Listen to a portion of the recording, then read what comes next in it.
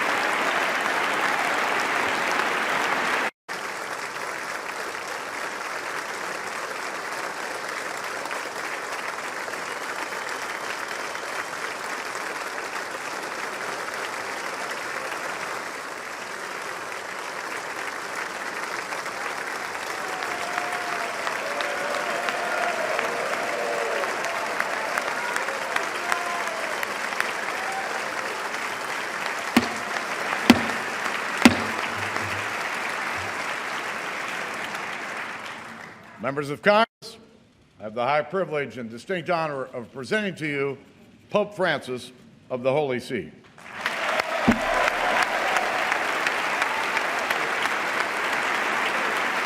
Good luck.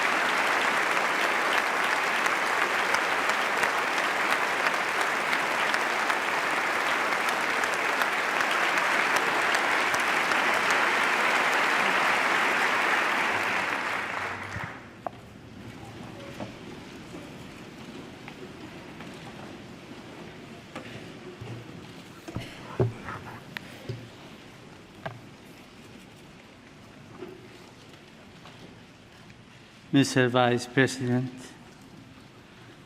Mr. Speaker, honorable members of the Congress, dear friends, I am most grateful for your invitation to address this joint session of Congress in the land of the free at the home of the brave.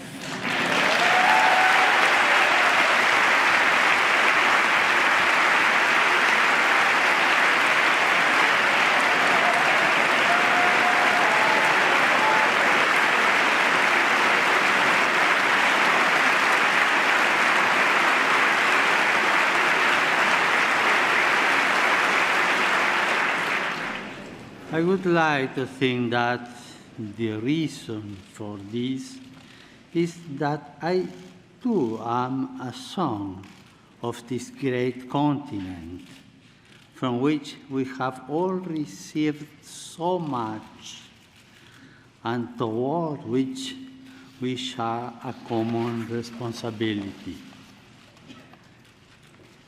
Each son or daughter of a given country has a mission, a personal and social responsibility. Your own responsibility as members of Congress is to enable this country by your legislative activity to grow as a nation. You are the face of its people. They are representatives. You are called to defend and preserve the dignity of your fellow citizens in the tireless and demanding pursuit of the common good.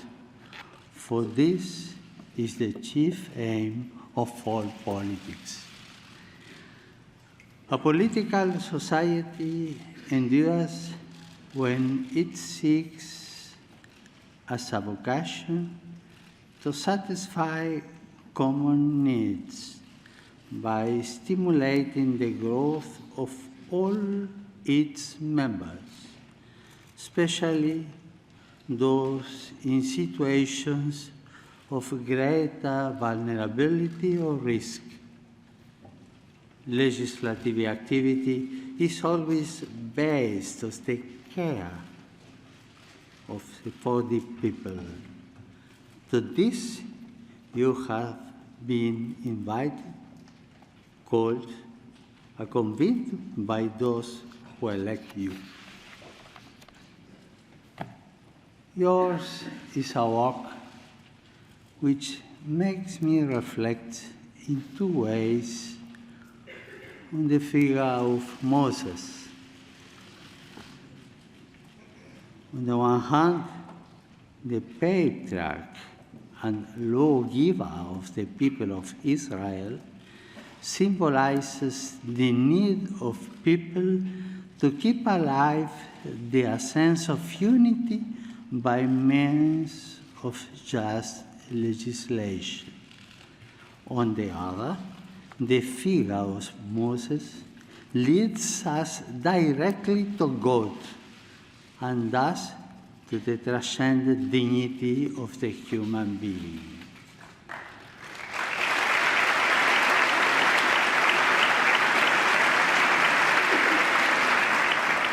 Moses provides us with a good synthesis of a work. You are asked to protect, by means of the law, the image and likeness fashioned by God on every human life. Today, I would like not only to address you, but through you, the entire people of the United States. Here, together with the representatives, I would like to take this opportunity to dialogue with the many thousands of men and women who strive each day to do a honest day's work, to bring home the daily bread, to save money, and one step at a time to build a better life for their families. These are men and women who are not concerned simply with paying their taxes, but in their own quiet way, sustain the life of society. They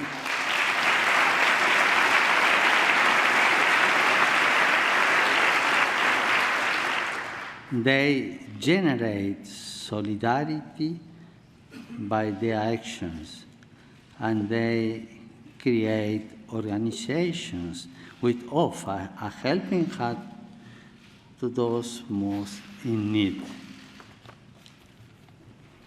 I would also like to enter into dialogue with the many elderly persons who are a storehouse of wisdom forged by experience and who seek in many ways, especially through voluntary work, to share their stories and their insights.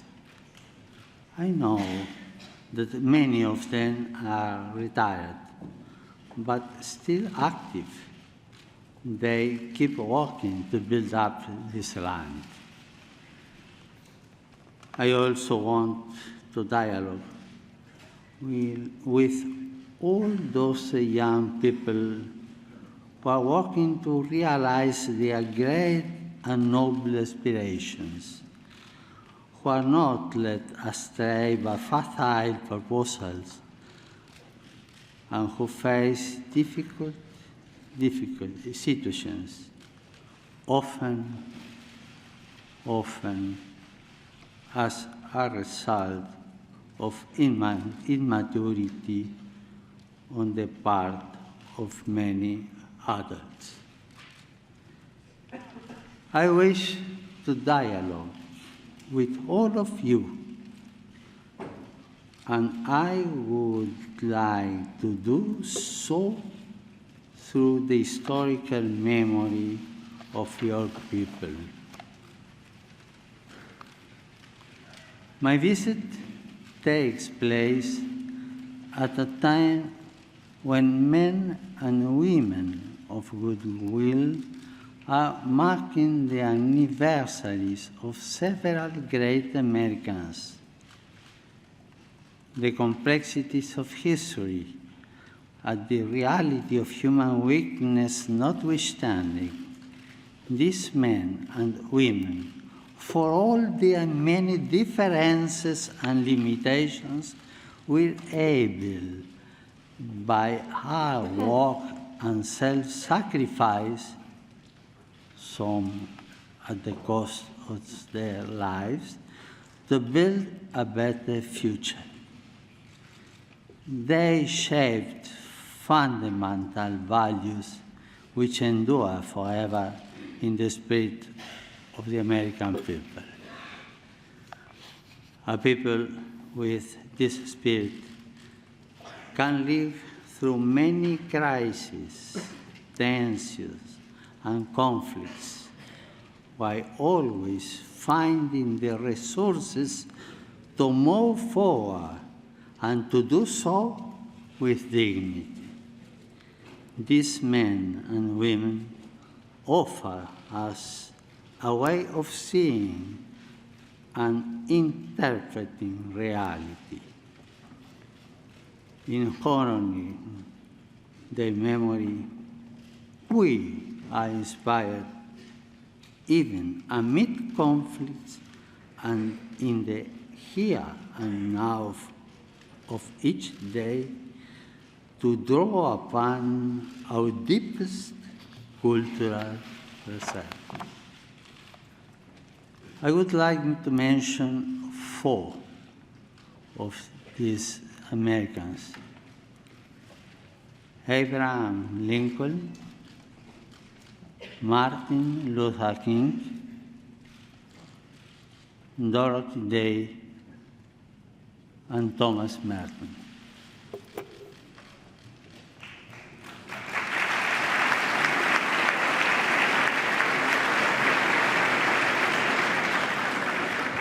This year marks the 150th anniversary of the assassination of President Abraham Lincoln, the guardian of liberty, who labored tirelessly that this nation under God might have a new birth of freedom.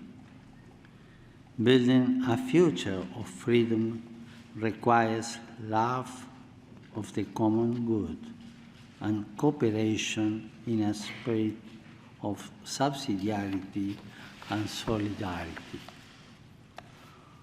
All of us are quite aware of and deeply worried by the disturbing social and political situation of the world today. Our world is increasingly a place of violent conflict, hatred, and brutal atrocities, committed even in the name of God and of religion. We know that no religion is immune from forms of individual delusion or ideological extremism. This means that we must be especially attentive to every type of fundamentalism, whether religious or of any other kind. A delicate balance is required to combat violence perpetrated in the name of a religion an ideology or an economic system, while also safeguarding religious freedom, intellectual freedom, and individual freedoms.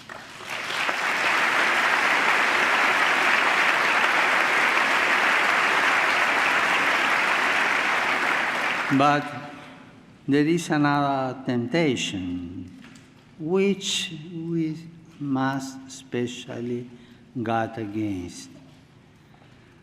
The simplistic reductionism which sees only good or evil, or, if you will, the righteous and sinners. The contemporary world, with its open wounds, which affect so many of our brothers and sisters, demands that we confront every form of polarization, which would divide it into these two camps. We know that in the attempt to be feed of enemy without, we can be tempted to feed the enemy within, to imitate the hatred and violence of tyrants and murderers is the best way to take their place. That is something which you, as people, reject.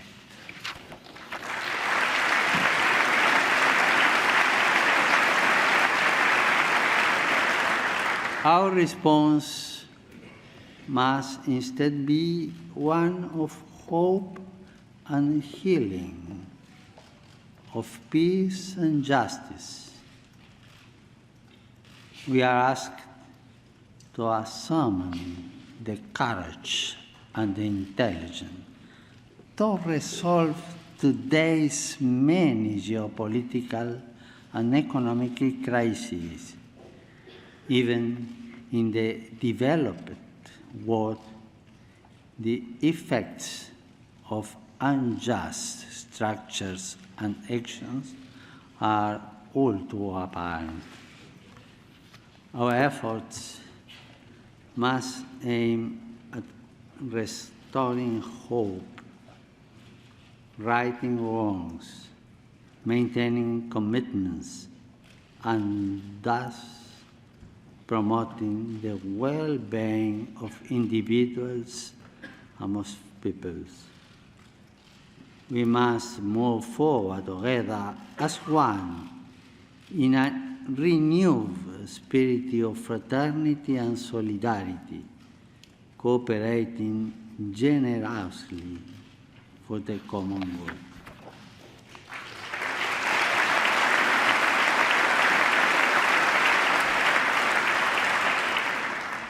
The challenges facing us today call for a renewal of that spirit of cooperation which has accomplished so much good throughout the history of the United States.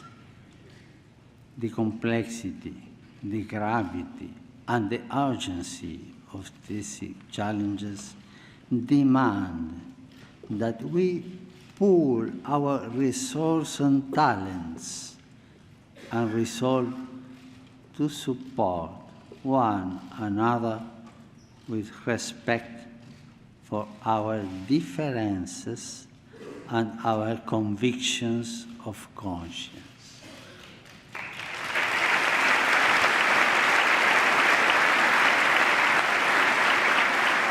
In this land, the various religious denominations have greatly contributed to building and strengthening society. It is important that today, as in the past, the voice of faith continue to be heard, for it is a voice of fraternity and love, which tries to bring out the best in each person and in each society. Such cooperation is a powerful resource in the battle to eliminate new global forms of slavery, born of great injustices, which can be overcome only through new policies and new forms of social consensus. Politics is instead an expression of our compelling need to live as one in order to build as one the greatest common good, that of a community which sacrifices particular interests in order to share injustice and peace, its goods, its interests, its social life. I do not underestimate the difficulty that this involves, but I encourage you in this effort.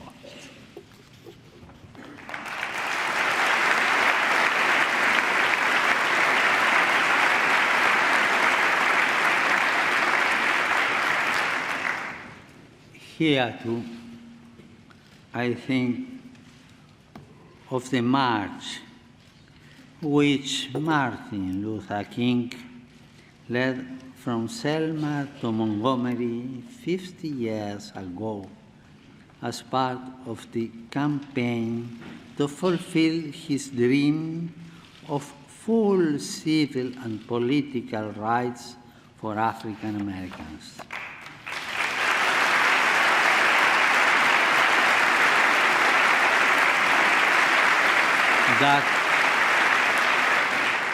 That dream continues to inspire us all, and I am happy that America continues to be, for many, a land of dreams.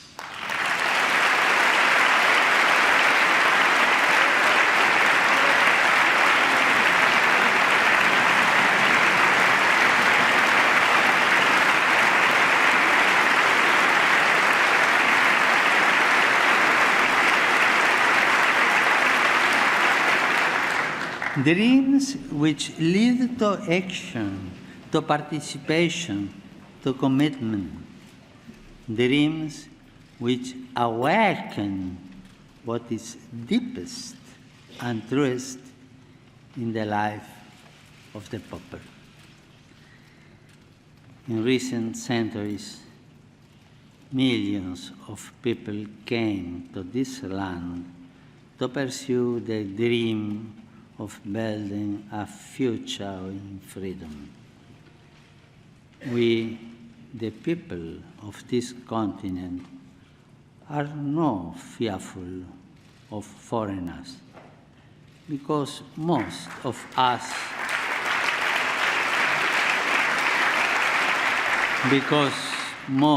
us were once foreigners.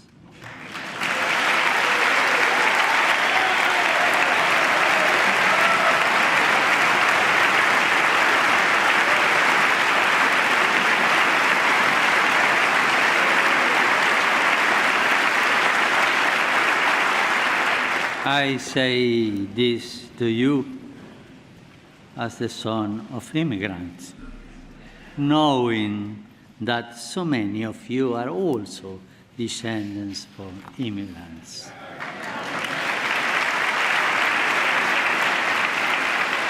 Tragically, the rights of those who were here long before us were not always respected. For those peoples and their nations, from the heart of American democracy, I wish to reaffirm my highest esteem and appreciation. Those first contacts were often turbulent and violent, but we know that it's very difficult to judge the past by the criteria of the present.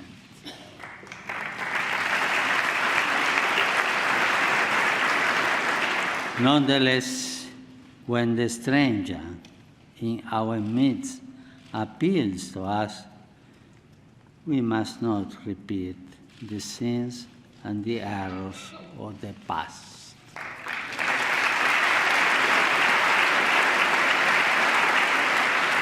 We must resolve now to live as nobly and as justly as possible, as we educate new generations not to turn their back on our neighbors and everything around us. Building a nation calls us to recognize that we must constantly relate to others, rejecting a mindset of hostility in order to adopt one of reciprocal subsidiarity in a constant effort to do our best. I'm confident that we can do this. Our world is facing a refugee crisis of a magnitude known since the Second World War. This presents us with great challenges and many hard decisions. On this continent, too, thousands of persons are led to travel north in search of a better life for themselves and for their loved ones, in search of greater opportunity.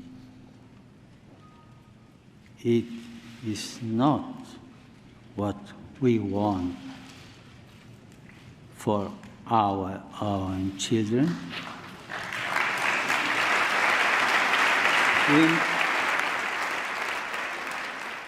We must not be taken aback by the numbers, but rather view them as persons, seeing their faces and listening to their stories, trying to respond as best we can to their situation, to respond in a way which is always humane, just, and fraternal. We need to avoid a common temptation nowadays to discard whatever proves troublesome. Let us remember the golden rule: do unto others as you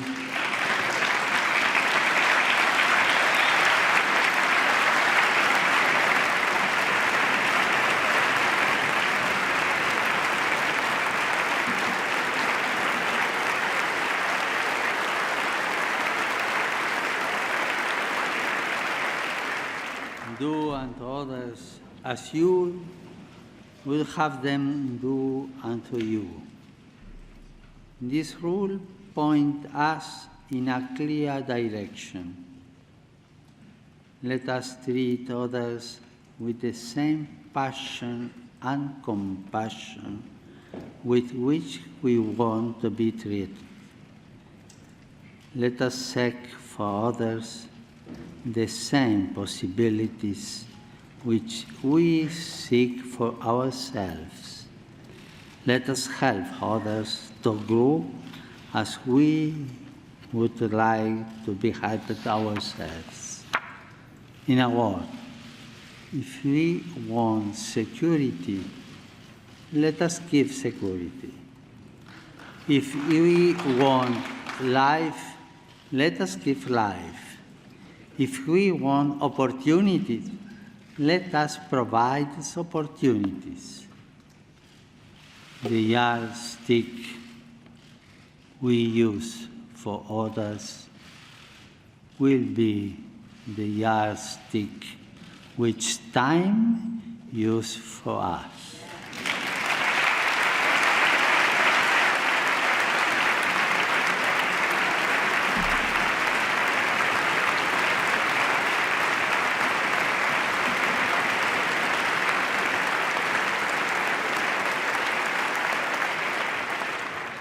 The Golden Rule also reminds us of our responsibility to protect and defend human life at every stage of its development.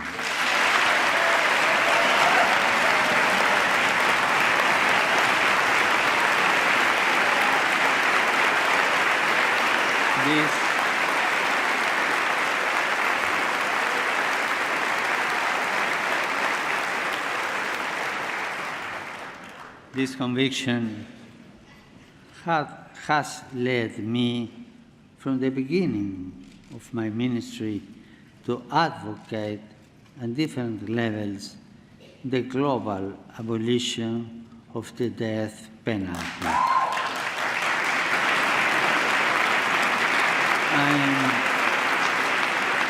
I am convinced that this way is the best, since every life is sacred. Every human person is endowed with unalienable dignity, and society can only benefit from the rehabilitation of those convicted of crimes. Recently, my brother bishops here in the United States renewed the call for the abolition of the death penalty. Not only do I support them, but I also offer encouragement to all those who are convinced that a just and necessary punishment must never exclude the dimension of hope and the goal of rehabilitation.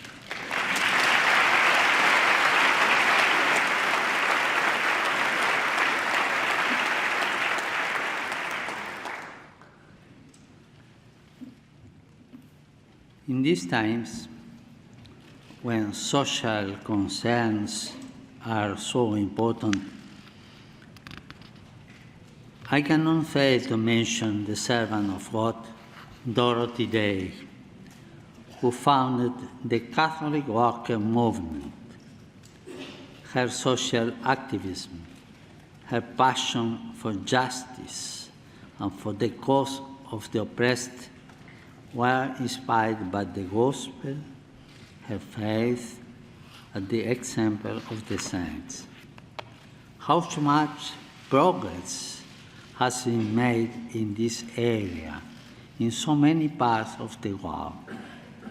How much has been done in these first years of the third millennium to raise people out of extreme poverty? I know that you share my conviction that much more still needs to be done, and in times of crisis and economic hardship, a spirit of global solidarity must not be lost.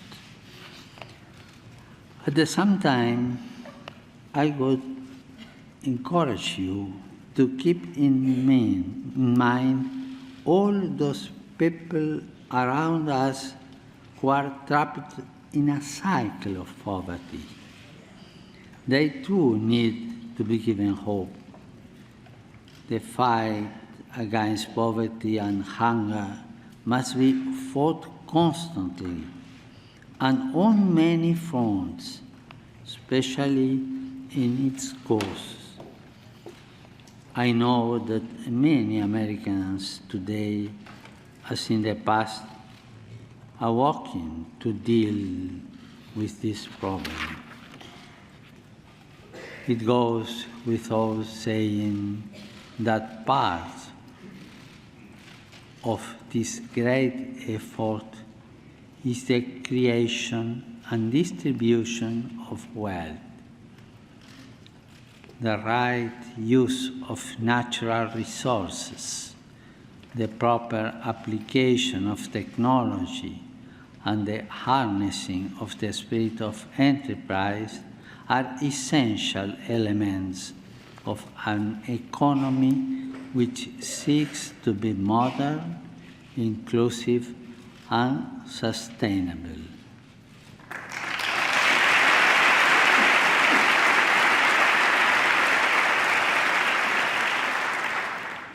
Business is a noble vocation directed to producing wealth and improving the world.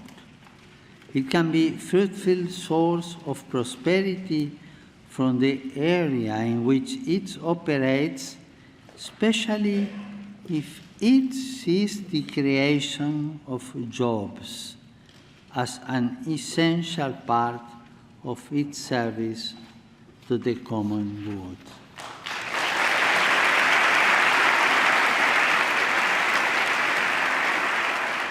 This common good also includes the earth, a central theme of the encyclical, which I recently wrote in order to enter into the dialogue with all people about our common home. We need a conversation which includes everyone, since the environmental challenge we are undergoing and its human roots concern and affect us all.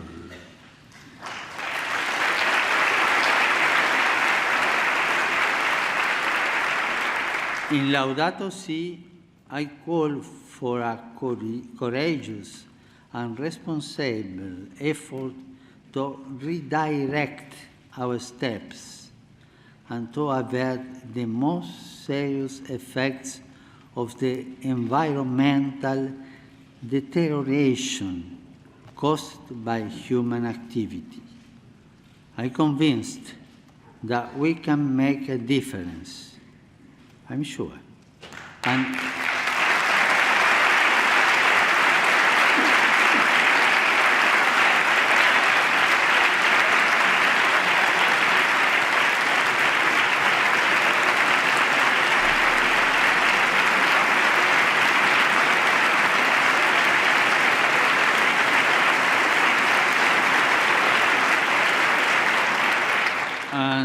I have no doubt that the United States and this Congress have an important role to play. Now is the time for courageous action and strategies aimed at implementing a culture of care and an integrated approach to combating poverty, restoring dignity to the excluded, and at the same time, protecting nature.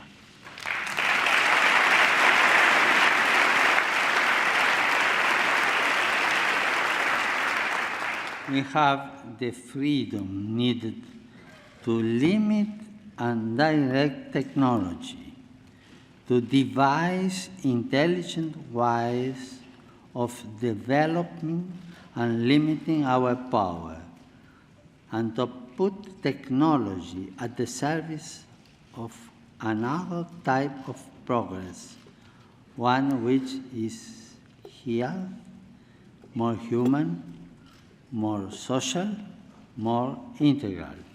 In this regard, I am confident that America's outstanding academic and research institutions can make a vital contribution in the years ahead.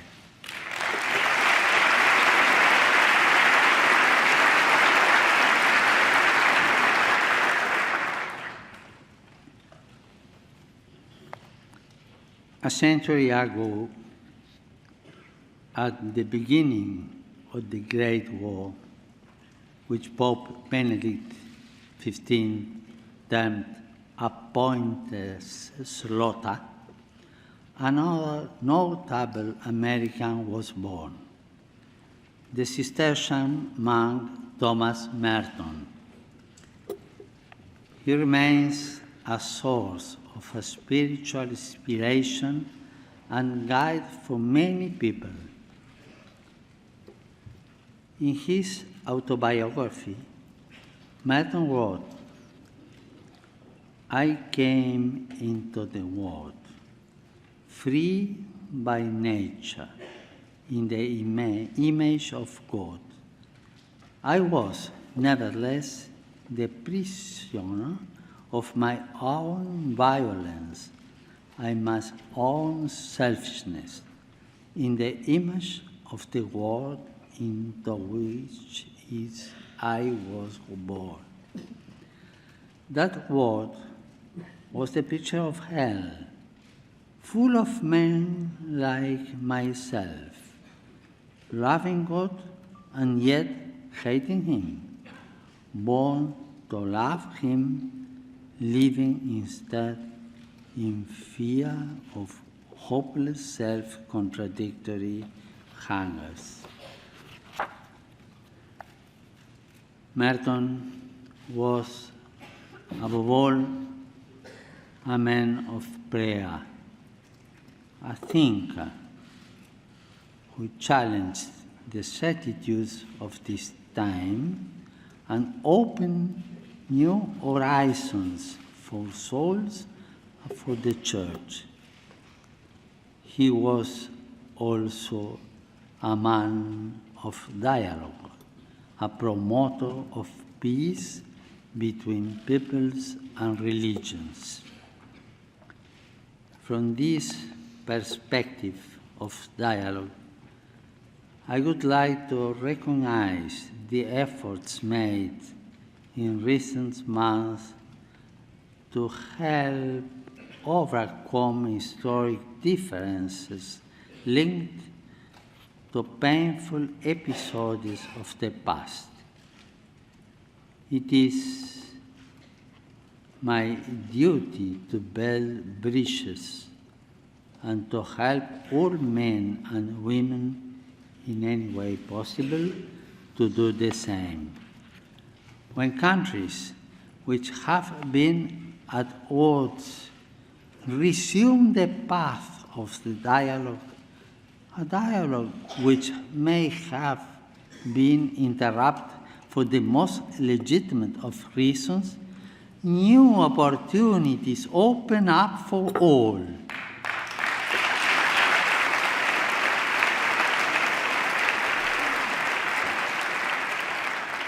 This that required and requires courage and daring, which is not the same as irresponsibility. A good political leader is one who, with the interests of all in mind, seizes the moment in a spirit of openness and pragmatism. A good political leader always opts to initiate processes rather than possessing space.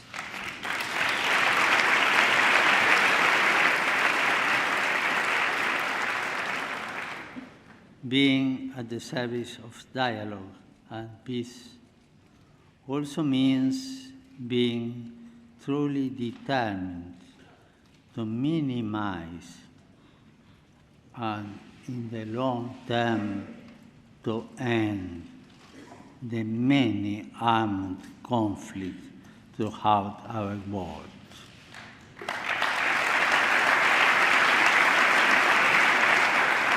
Here we have to ask ourselves, why are deadly weapons being sold to those who plan to inflict untold suffering on individuals and society?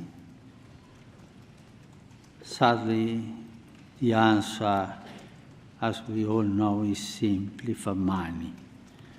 Money that is drenched in blood, often innocent blood. In the face of the shameful and culpable silence, it is our duty to confront the problem and to stop the arms trade.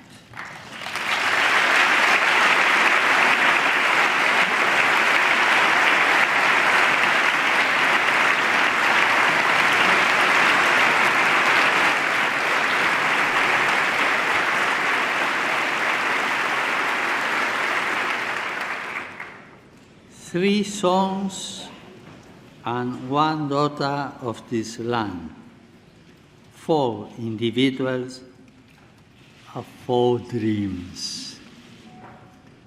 Lincoln, liberty. Martin Luther King, liberty in plurality and non-exclusion. Dorothy Day, social justice and the rights of persons. And Thomas Merton, the capacity for dialogue and openness to God. 4 representatives of American people.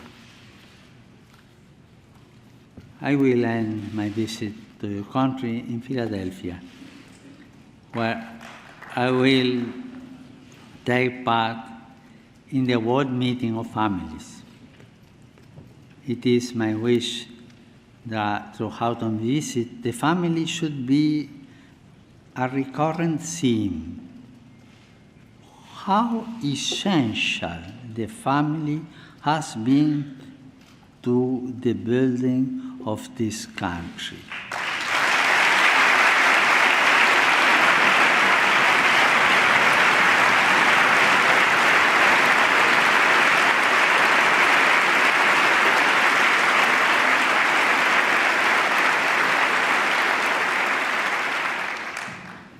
And how worthy it remains for our support and encouragement.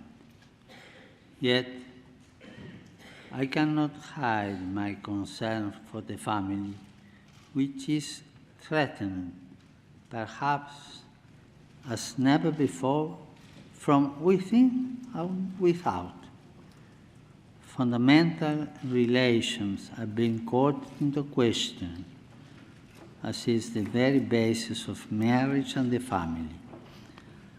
I can only reiterate the importance and, above all, the richness and the beauty of family life.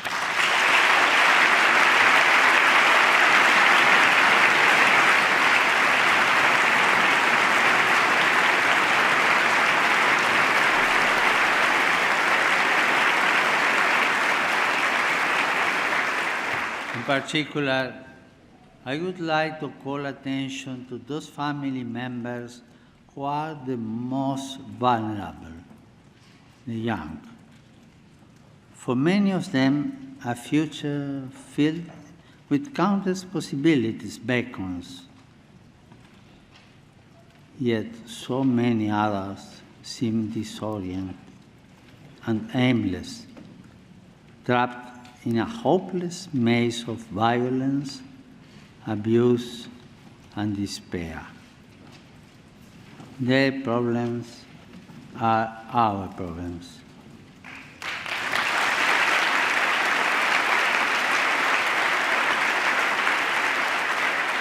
We cannot avoid them. We need to face them together, to talk about them, and to seek effective solutions rather than getting bogged down in discussion. At the risk of oversimplifying, we might say that we live in a culture with precious young people known to start a family because they lack possibilities for the future. Yet, the same culture presents others with so many options that they too are dissuaded from starting a family. A nation can be considered great when it defends liberty, as Lincoln did, when it fosters a culture which enables people to dream of full rights for all brothers and sisters, as Martin Luther King sought to do, when it strives for justice and the cause of the oppressed, as Dorothy Day did by her tireless work, the fruit of a faith which becomes dialogue and sows peace in the contemplative style of Thomas Merton. In this remark, I have sought to present some of the richness of your cultural heritage, of the spirit of the American people. It is my desire that this spirit continue to develop and grow so that as many young people as possible can inherit and dwell in a land which has inspired so many people to dream. God bless America.